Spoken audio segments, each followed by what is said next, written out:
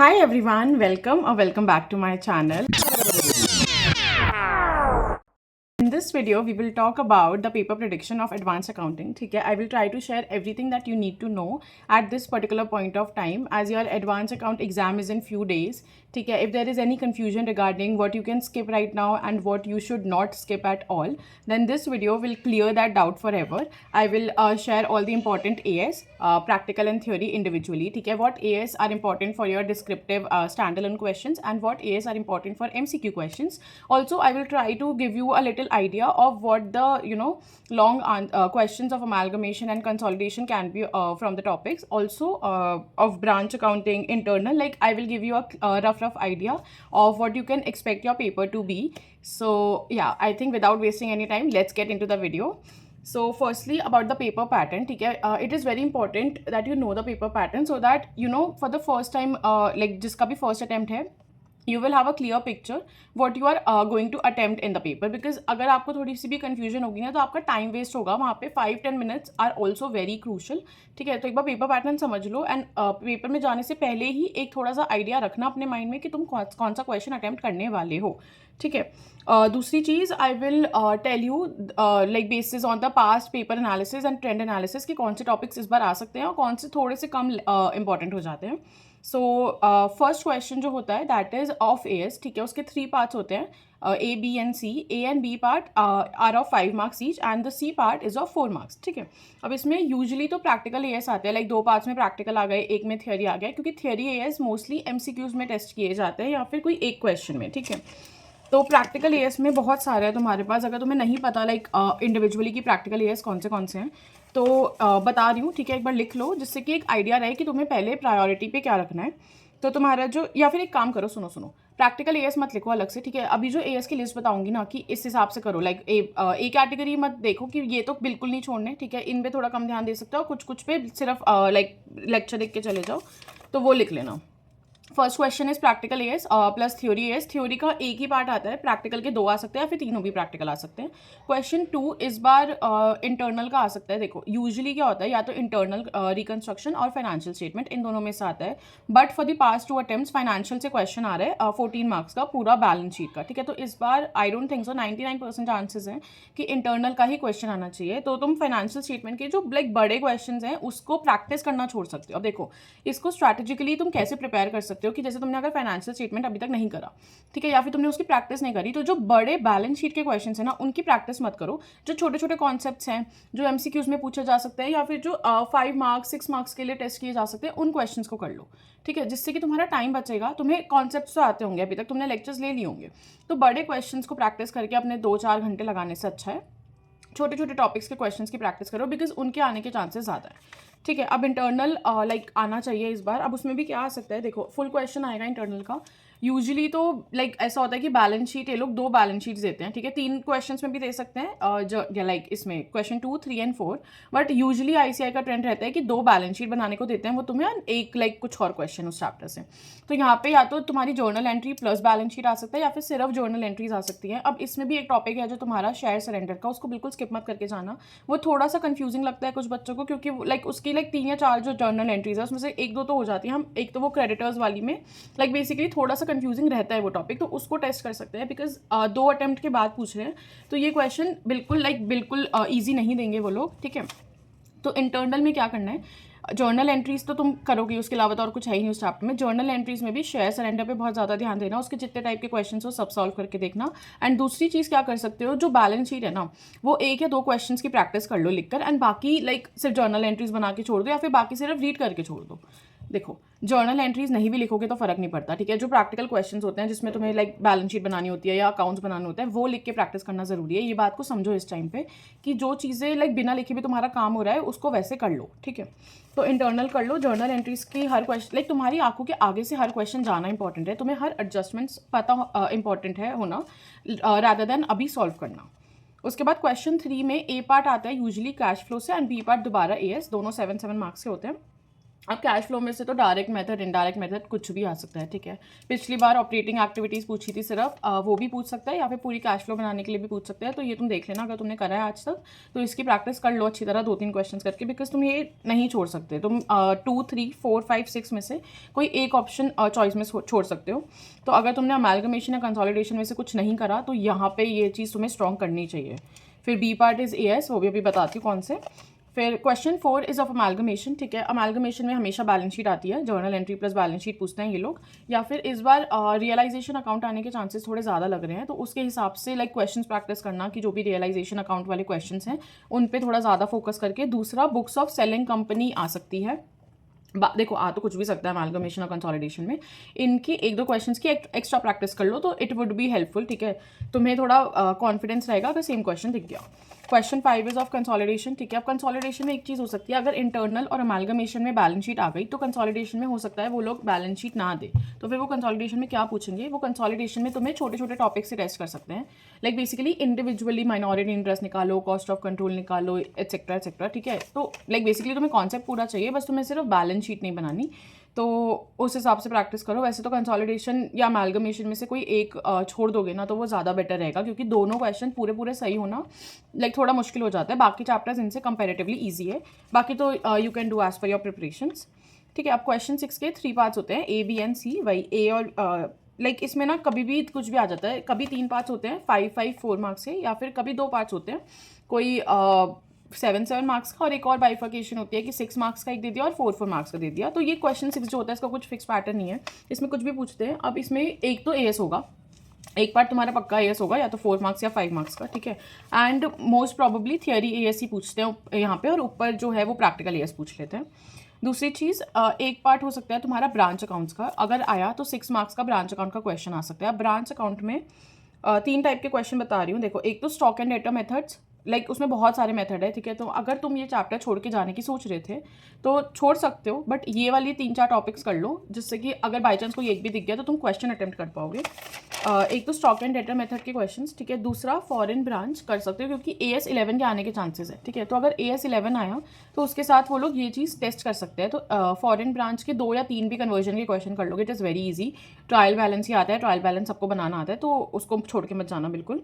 And तीसरा, unrealise profit से related जो भी एडजस्टमेंट्स वगैरह हैं उसको देख लेना, उसके क्वेश्चंस देख लेना, वो भी आ सकता है, ठीक है। तो ब्रांच में ये 3 क्वेश्चंस, AS में आ गया थियोरी AS। अगर 3 पार्ट्स आए तो एक पार्ट आ सकता है बायबैक का, ठीक है, क्योंकि बायबैक थोड़ा सा नहीं पूछा गया है।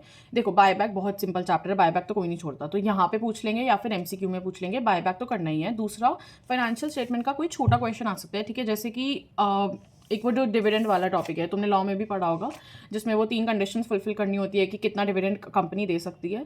अब इसमें एक चीज़ बहुत इंपॉर्टेंट जो आई गेस लोग मिस कर देते हैं, तुम्हारा आंसर अगर सही है बट तुमने ICI के फॉर्मेट के हिसाब से नहीं लिखा तो वो तुम्हारे को मार्क्स नहीं देंगे। लाइक बेसिकली अगर 4 मार्क्स का क्वेश्चन है तो 2 या 3 मार्क्स मिलेंगे पूरा क्वेश्चन सही होने के बावजूद। तो एक बार डिविडेंड वाले क्वेश्चन का देखो, बहुत सिंपल है वैसे तो, सिर्फ एक बार फॉर्मेट देख लेना, ठीक है। फॉर्मेट कैसा है मैं एक बार बता देती हूँ। लाइक हेडिंग डालते हो तुम कंडीशन 1, फिर कंडीशन लिखते हो, ठीक है, फिर कंडीशन 2, फिर कंडीशन 2 लिखते हो, लाइक थियरी लिखते हो उसकी, एंड कंडीशन 3 ऐसे थियरी लिखते हो, एंड फिर उसके नीचे वो सॉल्व करते हो। तो एक बार एक क्वेश्चन इसका देख लेना कि ICI कैसे एक्सपेक्ट करते हैं तुम्हारी presentation. So this is about it, ठीक है। एक चीज़ और जो मैंने बोला, क्वेश्चन 6 में थियरी आती है, ठीक है। तो या तो ये थियरी AS पूछते हैं या फिर जो थियरी है ना तुम्हारी प्रैक्टिकल चैप्टर्स की, उसमें से पूछते हैं। अगर अभी तक नहीं करा तो यू कैन स्किप दिस, क्योंकि 4 मार्क्स 5 मार्क्स से ज़्यादा की नहीं आती। 2 या 3 चैप्टर है तुम्हारी थियरी के, अगर तुम उसको इस टाइम करने जाओगे तो अननेसेसरी टाइम वेस्ट होगा, ठीक है। एंड प्लस उसमें कुछ भी पूछ लेते हैं तो ज़रूरी नहीं है कि तुम्हें आता हो। तो तुम इस चीज़ को एक बार को छोड़ सकते हो अगर तुमने आज तक नहीं करी, क्योंकि यार इसमें टाइम लगाने से अच्छा है लाइक प्रैक्टिस करो, ठीक है। ओके, अब बात करते हैं AS की। It is completely like trend based analysis और पैटर्न बेस्ड एनालिसिस, बट इसमें से देख लेना एक आधा AS तुम्हें दिख जाएगा, जो भी सबसे पहले बता रही हूँ। बिल्कुल इस पर रिलाई मत करना, इस प्रायोरिटी से ना अपने जो नेक्स्ट 4-5 डेज है उसको प्लान करना। ऑल्सो अकाउंट्स का जो 5.5 डे या फिर 5 days planner will be uploaded either tomorrow और डे आफ्टर टुमारो, तो उसको ज़रूर देखना, ठीक है। उसकी लाइक बेसिकली तुम्हें करना तो सब कुछ ही है, मैं थोड़ा सा ये बताने की कोशिश करूँगी कि कौन सी ऑर्डर में करोगे तो तुम्हें ईजी रहेगा एंड लाइक बहुत ज़्यादा ओवरवेलमिंग भी नहीं होगा, ठीक है। तो सबसे पहले AS 15 AS13 और AS19, इन तीनों में से एक क्वेश्चन पक्का आएगा इस बार. Like I don't know, I just have this feeling कि AS13, 15 और 19 में से क्वेश्चन 1 में तुम्हें एक क्वेश्चन दिख सकता है. एंड इसमें भी AS13 तो बिल्कुल मत छोड़ के जाना. लाइक पेपर की सुबह भी देख रहे हो ना अगर ये वीडियो, तो पेपर की सुबह भी करके जाना. AS13 is the most important AS for this attempt. मैं बोल रही हूँ, मेरी बात मान लो, प्लीज़ मान लो. AS13, 15 और 19 बिल्कुल नहीं छोड़ना, इसको कर लेना. देखो मैं एक चीज़ बताती हूँ, मेरा पता नहीं कौन सी उसमें पेपर में AS28 या 29 दोनों ही नहीं किए हुए थे मैंने वैसे तो, बट ऐसा हुआ था कि सुबह सुबह ना, आई don't know, I just had this feeling, video चल रही थी कि एक बार AS भी सुन लेते उसके बाद रेडी होते हैं. एंड मैंने वो सुना सेम, लाइक उस बंदे ने जो शायद I guess Nitin Goyal sir की मैराथन थी, ठीक है, वो क्वेश्चन की प्रैक्टिस करा रहे थे, तो मैं ब्रेकफास्ट करते हुए वो देख रही थी. AS28 मैंने करा हुआ नहीं था, तो मैंने सोचा इसको हटाती हूँ, जो करे हुए उसके क्वेश्चन देखती हूँ. बट वो by chance I think 15-20 minutes की वीडियो थी, तो मैंने सोचा चलो सुन लेते हैं क्या ही जा रहा है. वो सेम क्वेश्चन पेपर में दिख गया फॉर 6 मार्क्स, क्वेश्चन 1 में कंपल्सरी क्वेश्चन में. I was like okay. मेरे को फीलिंग आ रही थी कि भाई ये AS28 और 29 में से आ सकता है, बिकॉज वो नए AS ऐड हुए थे, ठीक है. वैसे ही अब मेरी फीलिंग पे मत जाना, बट 13, 15 और 19 में से तुम्हें एक क्वेश्चन कहीं ना कहीं दिखेगा, पक्का दिखेगा. क्वेश्चन 1 में नहीं दिखा तो क्वेश्चन 3 में दिख जाएगा, ठीक है. बट ये बहुत अच्छी तरह करके जाना, इसकी क्वेश्चन की प्रैक्टिस करना, ठीक है. लाइक 2-3 घंटे पर AS भी लगाओगे ना तो it will B worth it. पहले सेट तो ये हो गया 13, 15 और 19. दूसरा सेट है AS23 एंड AS27. इन दोनों में से भी एक क्वेश्चन आ सकता है, ठीक है. मेरे को ऐसा लग रहा है कि आ सकता है डिस्क्रिप्टिव में, नहीं तो MCQ में. लाइक कहीं ना कहीं ये 23 एंड 27 भी आएगा, बिकॉज ये दोनों भी आई गेस न्यू स्कीम में अभी तक एक बार भी टेस्ट नहीं हुए हैं. तो जो चीज़ें लाइक बेसिकली वो लोग एक एक करके AS टेस्ट कर रहे हैं, तो अगर ये अभी तक नहीं हुए हैं तो ये पक्का करेंगे ना, वो लोग क्यों नहीं करेंगे. तो AS23 और 27, ठीक है, लिख लेना. सबसे पहले 13, 15, 19 करो, फिर AS23, 27 करो, ओके. उसके बाद AS11 और AS12 थोड़ा जो थियोरी AS है उसके लिए इंपॉर्टेंट है, ठीक है. बहुत चांसेस हैं इनके भी क्वेश्चन आने के, और डिस्क्रिप्टिव पेपर में ही AS11 और AS12, ठीक है जी. इतना कर लिया तुमने. इसके बाद करना, लिख लो AS7, 20, 29 एंड 24. ये चारों AS इसके बाद करना, ठीक है. इस प्रायोरिटी में करना, इनमें से कोई भी छोड़ना नहीं है, क्योंकि इनमें से पेपर आपको दिखेगा. तो कितने हो गए, 1 2 3 4 5 6 7 8 9.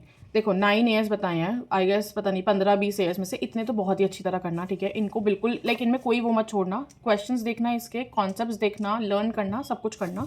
इसके बाद नेक्स्ट में क्या करना है, इतना कर लोगे तुम, फिर लेना AS10, AS28, AS16, AS17, AS9, AS2, AS13 and AS20. ये फर्स्ट बैच करने के बाद ये वाले AS करना, ठीक है. दोबारा बोलती हूँ, अगर नहीं लिखा है पर लिख लो. AS2, AS9, AS10, AS13, AS16, AS17, AS20 and 28, ठीक है.